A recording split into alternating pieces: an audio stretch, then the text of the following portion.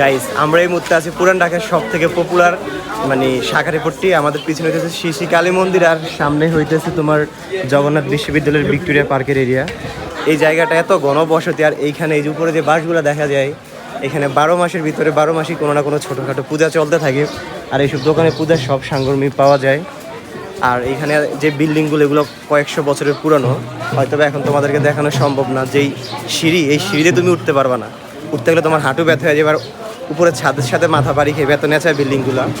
আর প্রতিটা গলি অনেক চিপা চিপা, মানে একবারে সর্বোচ্চ 1 হাত, মানে একটা মানুষ ঢুকতেও পারে না সুন্দর করে। ওই যে আমার সামনে দেখা যেতেছে একটা পূজা হইতেছে,